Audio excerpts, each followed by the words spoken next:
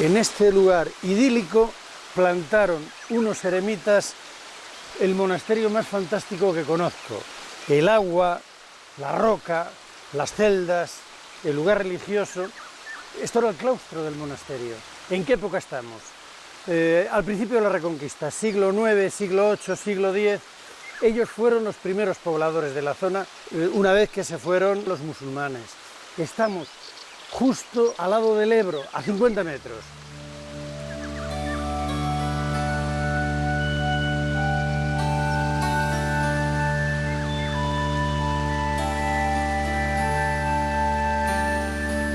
Estamos en la comarca burgalesa de las Merindades, que se extiende por todo el norte de la provincia. Los monjes que fueron de los primeros repobladores de esta zona se establecieron al comienzo en eremitorios, generalmente excavados en la roca y situados en lugares apartados y muy bellos. Es el caso de este de San Pedro de Argés, situado también a orillas del Ebro, del que se conserva parte de su iglesia rupestre, donde los anacoretas se reunían para los oficios religiosos.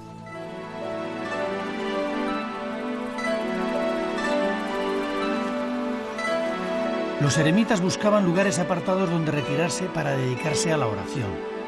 Ellos fueron los primeros que volvieron a habitar estas desiertas tierras burgalesas, deshabitadas después de que los musulmanes se replegaran hacia el sur en busca de zonas más favorables para el cultivo. Esta es la razón por la que en esta comarca de las Merindades hay tanta abundancia de eremitorios, iglesias rupestres y necrópolis excavadas en la roca.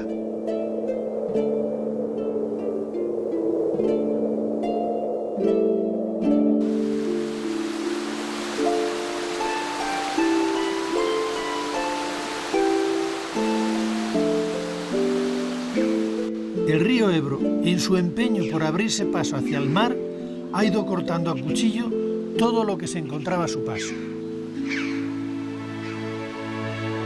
Con el paso de los siglos ha ido modelando un paisaje verdaderamente excepcional, donde los desfiladeros, las gargantas y los cañones se suceden a lo largo de los 150 kilómetros que recorren sus aguas a su paso por Burgos. Esta excepcional configuración geográfica ha conformado en la margen izquierda del río un territorio que es una auténtica fortaleza, con foso incluido, y que prácticamente coincide con la comarca de las Merindades. Aquí fue donde surgió la primitiva Castilla.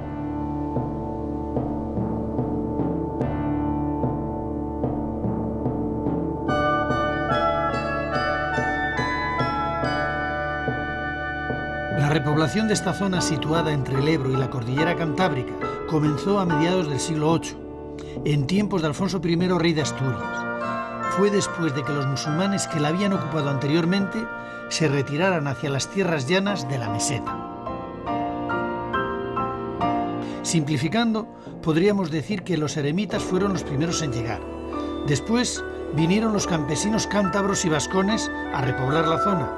Llegaban del otro lado de las montañas, por eso les llamaban foramontanos. Para entonces, los ermitaños ya habían levantado pequeños monasterios. Inmediatamente después llegan los caballeros a establecerse en la zona. Y es entonces cuando se establece una perfecta división del trabajo. Los monjes, desde los monasterios, se encargan de dar cobertura y ordenar la repoblación. Entre otras cosas, legalizan la ocupación campesina de las tierras de nadie, lo que se llamó las presuras.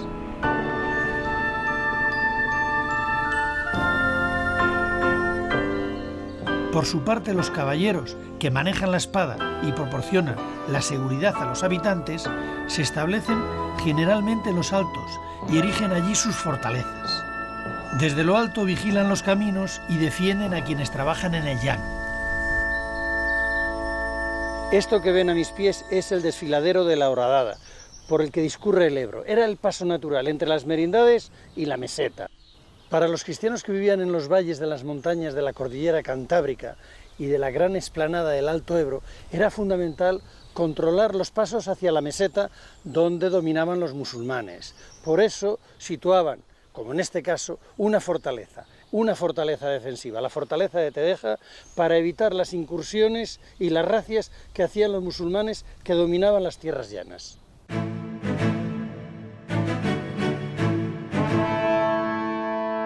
Es la proliferación de castillos la que va a dar nombre a la región, Castilla. Castilla nació a la sombra de las fortalezas y creció cobijada en los monasterios.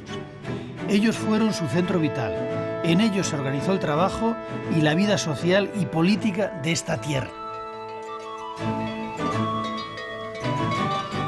En este solar 15 días contados del mes de septiembre del año 800 del nacimiento de Cristo, al dictado del abad Vítulo, el notario Lope escribió por primera vez el nombre de Castilla. Fue en la escritura fundacional del monasterio de Taranco, situado en este lugar.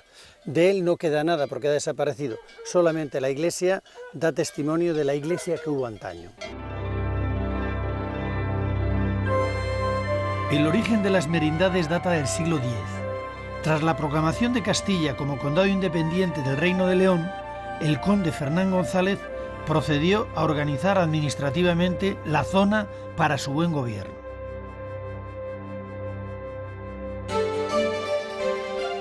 Castela-Bétula, Castilla la Vieja, la comarca más alta de su naciente estado, fue dividida en 7 merindades.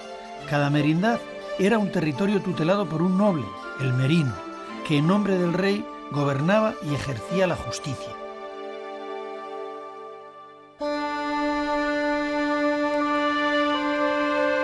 Las merindades están formadas por multitud de pequeños valles al abrigo de las montañas, donde los repobladores levantaron sus aldeas. De las construcciones edificadas en los siglos XI y XII, todavía se conservan más de 150 testimonios románicos.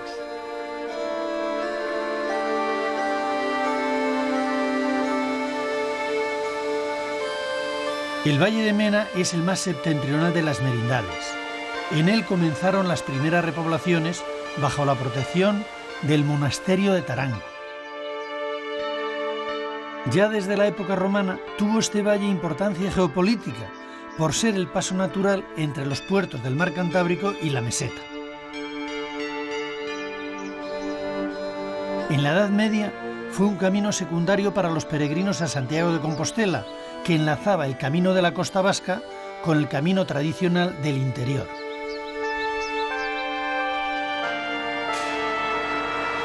En Vallejo de Mena se alza una de las mejores iglesias románicas del valle, la de San Lorenzo, que perteneció a la Orden de San Juan de Jerusalén.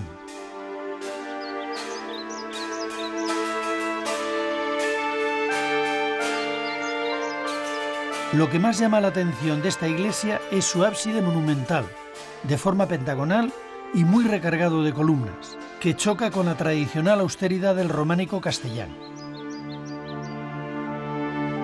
Esta iglesia se construyó en 2 fases. En la primera se levantó el ábside y en la segunda la nave. Quizás lo que sucedió es que se vieron en la necesidad de sustituir el ambicioso proyecto original por otro más asequible para sus posibilidades.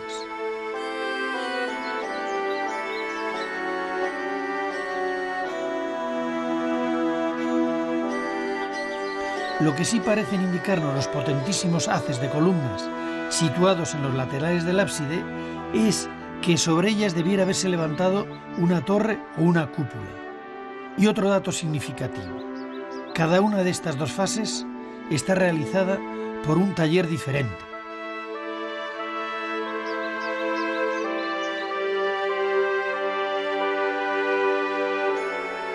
En las esculturas llama la atención la presencia de numerosos peregrinos.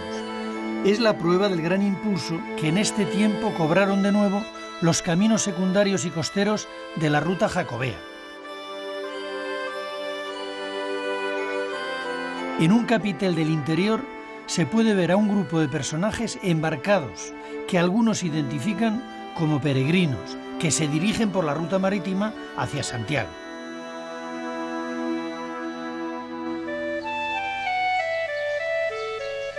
Cerca de Vallejo está Siones, donde se encuentra muy bien conservado el otro gran edificio románico del Valle de Mena.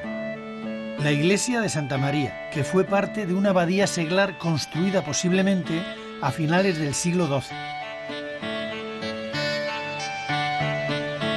En los ábsides aparece una serie de figuras enigmáticas o burlonas. Esta extraña iconografía resulta sorprendente e insólita.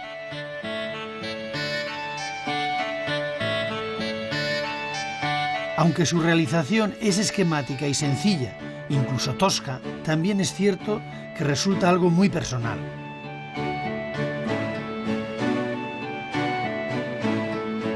Parece que estas figuras fueron realizadas por unos canteros que extendieron su área de trabajo por las iglesias del norte de Burgos, entre ellas la de Vallejo de Mena que hemos visto anteriormente. En el interior de la iglesia de Santa María, lo más original del edificio son el presbiterio y dos pequeñas capillas situadas a los lados del falso crucero. En estas capillas hay dos relieves que tienen al diablo como protagonista. Uno representa a Santa Juliana luchando con el demonio y tirándole de los pelos.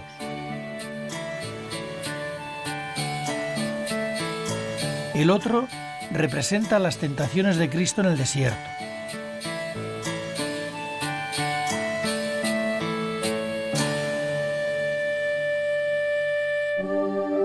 Esta es la iglesia de la pequeña aldea de El Vigo. No es románica, pero tiene uno de los tímpanos más interesantes de la comarca de las Merindades.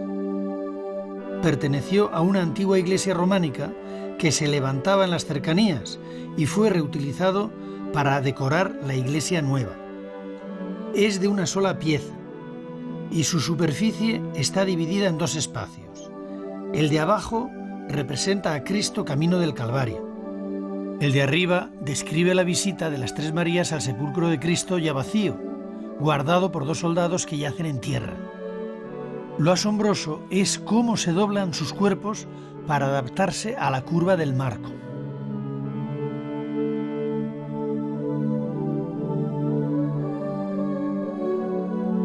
Esta es la tapa del sarcófago de Vivanco, una de las joyas románicas del Valle de Mena, que perteneció a una iglesia románica que ya no existe.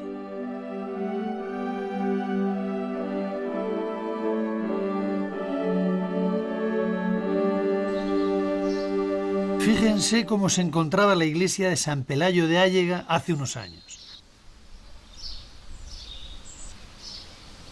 Afortunadamente, así es como está ahora, cuando hemos vuelto. Nos alegramos de que la restauración haya impedido que se viniera definitivamente abajo. La iglesia tiene un tímpano muy bien conservado y muy llamativo, por lo esquemático. Tiene dos leones, uno de ellos se come a un pobre desgraciado. El otro es reducido por un forzudo.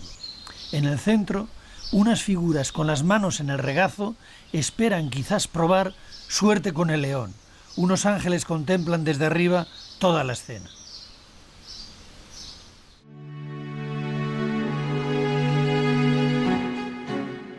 Este es el desfiladero de los Ocinos, la entrada natural desde el norte al valle de Valdivielso, al sur de las Merindades.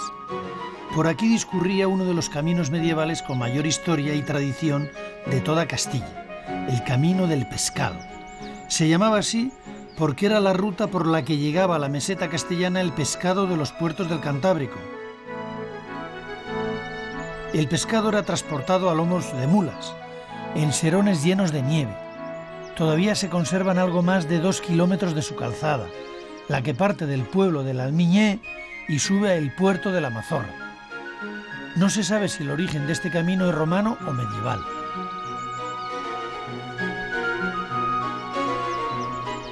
En lo alto del puerto aún existe una fuente medieval, subterránea, en la que seguramente los arrieros y sus mulas se recuperaban del esfuerzo de la subida. Cuenta la crónica de Alfonso VIII que en estos valles de Valdivielso, el día 5 de noviembre, por la noche, en el año 1180, ocurrió un suceso extraordinario. Ardió una casa de un pueblo, luego ardió el pueblo entero, ardió otro pueblo, ardían los montes. La gente despavorida corría a refugiarse en las márgenes del río Ebro, pensando que había llegado el día del juicio final, el fin del mundo.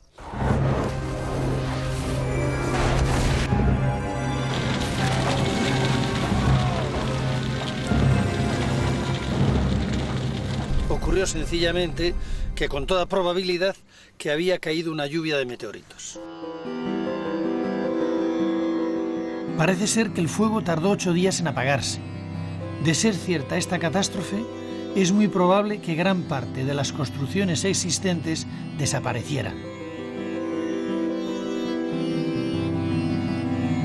Esta iglesia debió de ser una de las que sobrevivió al gran incendio. Junto a ella estaba uno de los monasterios más antiguos de las Merindades, el de San Pedro de Tejada. Se fundó en el siglo IX y seguramente fue el encargado de repoblar el valle de Valdivielso. En el siglo XI, coincidiendo con el establecimiento en Castilla de la Orden de Cluny, San Pedro de Tejada perdió su autonomía y dejó de ser abadía para convertirse en priorato, dependiente del monasterio de San Salvador de Oña. El monasterio benedictino de Oña fue durante el siglo XI el poder eclesiástico monacal más importante de Castilla. De él dependían 70 monasterios y más de 300 iglesias. Los monjes de Oña fueron quienes en el siglo XII decidieron hacer obras en el viejo monasterio de San Pedro y construir un nuevo edificio del que solo se conserva esta iglesia.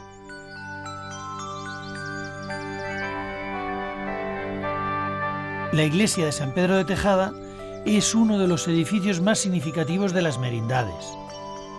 Su modelo fue copiado por otros talleres en construcciones posteriores. Lo que más llama la atención a primera vista es la ubicación y el tamaño de la torre campanario. Está situada sobre un falso crucero y a ella se accede por una escalera de caracol dentro de la torre circular de la fachada sur. Pero lo que ha hecho que esta iglesia sea una de las más conocidas dentro del románico español es su abundante escultura, de una gran riqueza iconográfica, repartida por toda la iglesia. Incluye temas bíblicos, figuras eclesiásticas, monjes, abades, obispos y figuras profanas. De hecho, hay un magnífico canecillo con un cantero con su maza al hombro. También se representan animales, vegetales y hasta escenas eróticas. Es el caso de una pareja de exhibicionistas, un hombre y una mujer, que muestran procazmente sus órganos sexuales.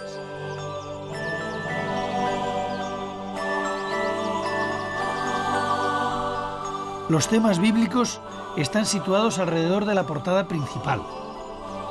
Ahí están el león de Judá, los 12 apóstoles y sobre todo una curiosa representación de la última cena en la que únicamente aparecen la figura de Cristo y 2 de sus apóstoles, Juan y Judas.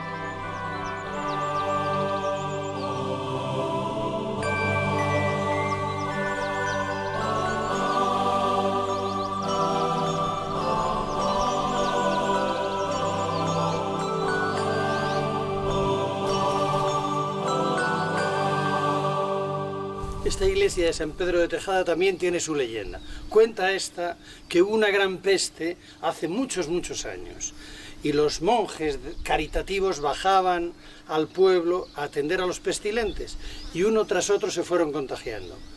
Unos enterraban a los otros, los monjes, hasta que el último, no teniendo nadie que le enterrara y viendo llegar la muerte, cavó su propia tumba. En ella le encontraron los vecinos del pueblo cuando subieron a ver qué ha sido de los monjes.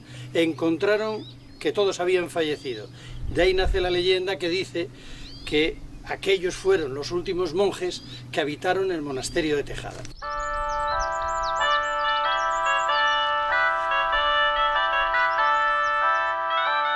La iglesia de una sola nave tiene en el crucero una magnífica cúpula de piedra de toba. Esta es una piedra volcánica, muy porosa, pero dura y muy ligera, que permitió al maestro que dirigió esta obra levantar la espléndida torre cuadrada que hemos visto.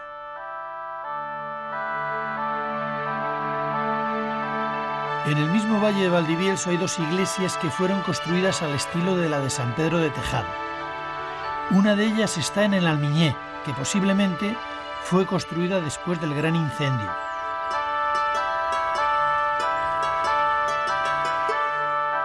La otra está en Valdenoceda, emplazada junto a la torre medieval de los Velasco, y fue levantada en la misma época, último cuarto del siglo XII, por el mismo taller.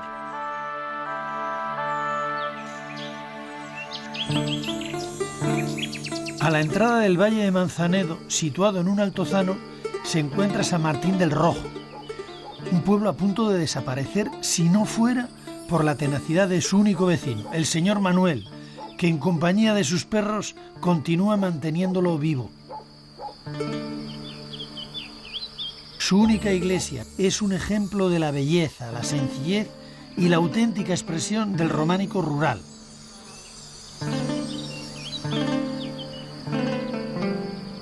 En el medievo, la escultura de las iglesias era utilizada sobre todo para hacer pedagogía. En una época en la que leer y escribir era privilegio de muy pocos, la forma más rápida de adoctrinar a los fieles era a través de las imágenes. En esta iglesia, justo en la decoración de su portada, podemos ver un ejemplo muy gráfico de lo que les esperaba a los pecadores atrapados por sus vicios. Serían arrastrados por el demonio, encadenados unos a otros hasta el mismísimo infierno. Estaba claro que entraban en el lugar idóneo para arrepentirse.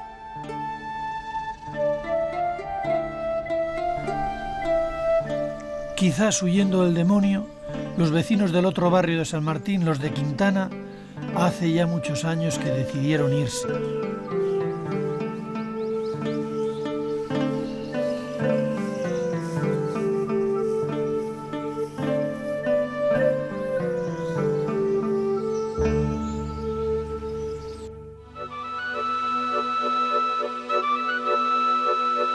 En el extremo occidental del valle de Manzanedo, ya muy cerca de la provincia de Palencia, está la iglesia de Crespos. Para sus vecinos es la más antigua de la provincia de Burgos, pero no tenemos datos que lo confirmen. Lo que sí sabemos es que ya existía en 1143. En el interior de esta pequeña iglesia llama la atención, entre los capiteles que la decoran, uno que representa la lujuria. Conserva la iglesia también una pila bautismal románica. Estamos en Butrera, en la merindad de Sotoscueva, y esta es la iglesia de Nuestra Señora de la Antigua. La construcción de este templo se hizo en dos fases.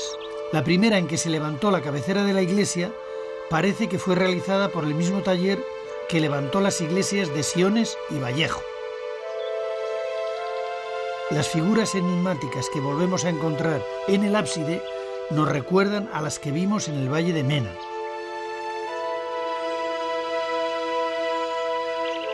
Es en la segunda fase cuando se construyó el resto de la iglesia, que tiene una planta muy cercana a la cruz griega.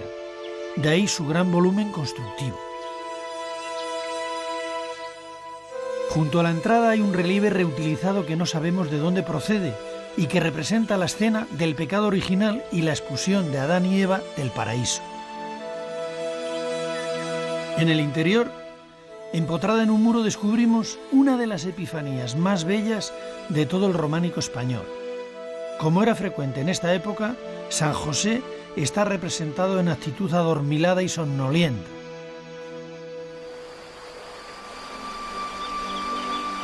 Siguiendo el curso del río Nela hacia Villarcayo y ya en la merindad de Castilla la Vieja está el pueblo de Escaño.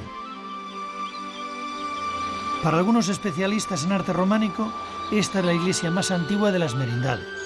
Según ellos, se habría levantado también en dos fases. La primera, de finales del siglo XI, correspondería a las partes construidas con sillería de toba, la cabecera y la nave. En la segunda fase, un siglo después, se le añade la torre al estilo de la de San Pedro de Tejada.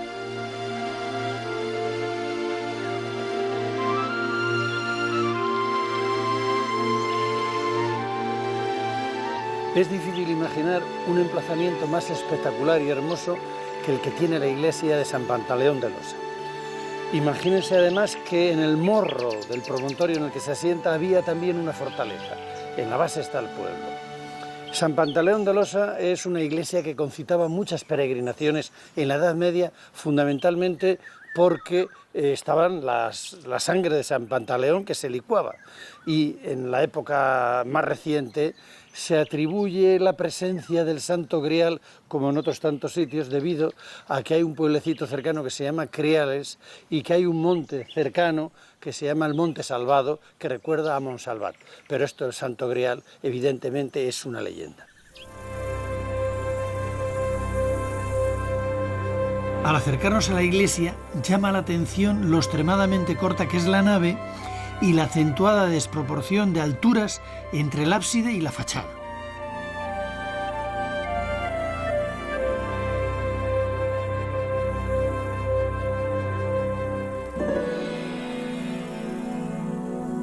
En la portada destaca una estatua columna que parece estar guardando el templo.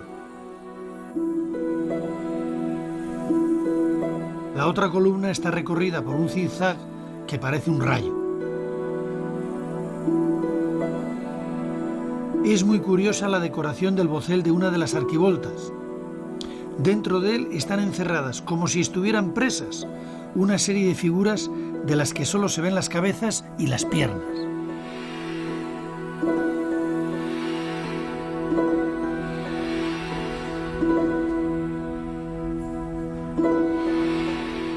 En el interior continúa la iconografía inquietante, ahora con cabezas gesticulantes, como esta que saca la lengua.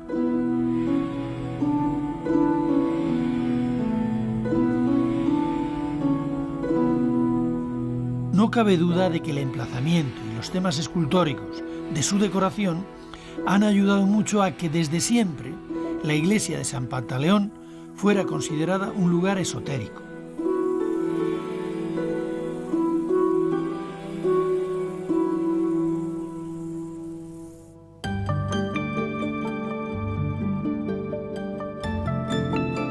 La comarca de las Merindades, además de su abundante patrimonio románico, cuenta con una raza de caballos autóctona, la losina, que ha estado a punto de desaparecer.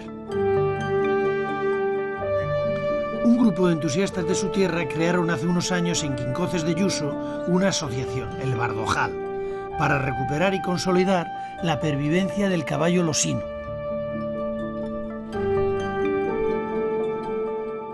¿Por qué interesa recuperar estos ejemplares? Hombre, hay muchas razones, pero hay una que es evidente, aunque solo sea por razón cultural, porque es el caballo que ha existido aquí toda la vida. Desde que se empezó a poblar en la Reconquista, no desde entonces, sino desde la prehistoria. ¿Qué características tiene este caballo que no tengan otros? Bueno, en primer lugar es un pony, entendiendo como pony caballo de menos de 1,48 de alzada, o sea, no un caballo enano, sino decir que no es grande, no es como el español o el inglés. Es un caballo, tienen de típico tanto el losino como todas las razas del norte, el potoca, el asturcón, su color, son siempre negros. Pueden tener manchas, una estrella, un lucero, pero la capa siempre es negra. Según nos cuentan los amigos del caballo losino, si observamos algunos de los abundantes capiteles con representaciones de guerreros a caballo que tenemos aquí en las Merindades, vemos que la proporción entre caballo y caballero se corresponde con la pequeña envergadura de este caballo autóctono. Eduardo, entonces podemos decir que este caballo participa activamente en la Reconquista porque tiene unas buenas cualidades. Sin ninguna duda. Pero la razón principal de que participe es que es el caballo que había en los reinos cristianos iniciales. Entonces no pudo ser otro el que se utilizara. y además de que era el que existía aquí, era un caballo pues muy apropiado, y más aún para aquella época de tanta penuria, porque es un caballo muy rudo y muy austero, acepta cualquier alimentación. Bueno, pues entonces solamente me queda felicitarle y desearle que críen muchos caballos y que se utilicen mucho para el esparcimiento de las gentes. Sí, O el románico a caballo, tiempo... no sería mala cosa el románico a caballo, visite San Pantaleón subido en un caballo losino. Efectivamente. Muchas gracias. De nada.